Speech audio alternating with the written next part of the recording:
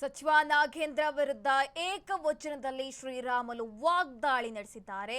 ಬಳ್ಳಾರಿಯಲ್ಲಿ ನಡೆಯುತ್ತಿರುವ 4ನೇ ದಿನದ ಪ್ರೊಟೆಸ್ಟ್ ಅಲ್ಲಿ ಶ್ರೀರಾಮುಲು ಭಾಗಿಯಾಗಿದ್ರು. ಸಚಿವ ನಾಗೇಂದ್ರ ವಿರುದ್ಧ ಏಕವಚನದಲ್ಲಿ ವಾಗ್ದಾಳಿ ನಡೆಸಿದ್ದಾರೆ. ಬಳ್ಳಾರಿಯಲ್ಲಿ ನಡೀತಾ ಇರುವಂತಹ 4ನೇ ದಿನದ ಪ್ರತಿಭಟನೆಯಲ್ಲಿ ಭಾಗಿಯಾಗಿದ್ರು. ದಲಿತರ ಹೆಸರಿನಲ್ಲಿ ಭ್ರಷ್ಟಾಚಾರ, ಸಂವಿಧಾನದ ಪುಸ್ತಕ ಹಿಡಿಯುವ ನೈತಿಕತೆ ಇಲ್ಲ, ಭ್ರಷ್ಟ ಮಂತ್ರಿ ಇರುವವರಿಗೂ ನಾವು ಸದನ ನಡೆಸಲು ಬಿಡೋದಿಲ್ಲ ಅಂತ ಆಕ್ರೋಶ ವ್ಯಕ್ತಪಡಿಸಿದ್ದಾರೆ. ನಾಗೇಂದ್ರ ಅವರೇ, ನಾನು ಎಲ್ಲಿಗೂ ಓಡಿ ಹೋಗಿಲ್ಲ, ಎಲ್ಲಾ ದಾಖಲೆ ಜನತೆ ಮುಂದೆ ಇಡ್ತೇನೆ ಅಂತ ವಾಗ್ದಾಳಿ ನಡೆಸಿದ್ದಾರೆ.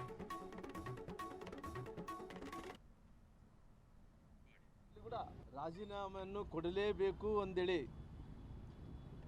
ಭಾರತೀಯ ಜನತಾ ಪಾರ್ಟಿ ಪ್ರತಿಯೊಬ್ಬ ಕಾರ್ಯಕರ್ತ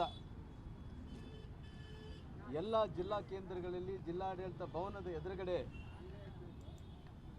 ಸತತವಾಗಿ ಹೋರಾಟವನ್ನು ಮಾಡೋಂಥ ಕೆಲಸ, ರಾತ್ರಿ ಹಗಲು ಹೋರಾಟವನ್ನು ಮಾಡೋಂಥ ಕೆಲಸ, ಸದನದ ಹೊರಗಡೆ ಎಲ್ಲ ಕಾರ್ಯಕರ್ತರು ಒತ್ತಾಯವನ್ನು ಮಾಡ್ತಾ ಇದ್ವಿ ನಾಗೇಂದ್ರ ಅವರು ರಾಜೀನಾಮೆಯನ್ನು ಕೊಡಬೇಕಂದೇಳಿ.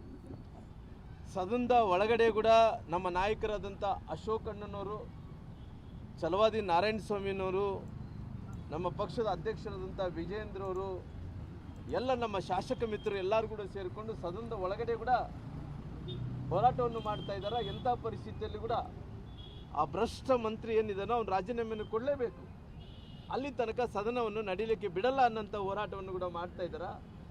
ಅವರು ಕಾಂಗ್ರೆಸ್ ನಾಯಕರೆಲ್ಲರೂ ಕೂಡ ಚರ್ಚೆ ಮಾಡೋಣ ಅಂತ ಇದ್ದಾರೆ. ಆ ಭ್ರಷ್ಟ ಮಂತ್ರಿ ಹಿಡ್ಕೊಂಡು, ಭ್ರಷ್ಟಾಚಾರ ಮಾಡಿದಂಥ ಮಂತ್ರಿಯನ್ನು ಆ ಸ್ಥಾನದಲ್ಲಿ ಹಿಡ್ಕೊಂಡು ನಾವು ಚರ್ಚೆಗೆ ರೆಡಿ ಇಲ್ಲ, ಎಂಥ ಪರಿಸ್ಥಿತಿಯನ್ನು ಕೂಡ ಸದನ ನಡೆಯೋಕ್ಕೆ ಬಿಡಲ್ಲ ಅನ್ನೋಂಥ ಹೋರಾಟವನ್ನು ಕೂಡ ಮಾಡೋಂಥ ಕೆಲಸ ಮಾಡ್ತಾ ಇದ್ದಾರೆ.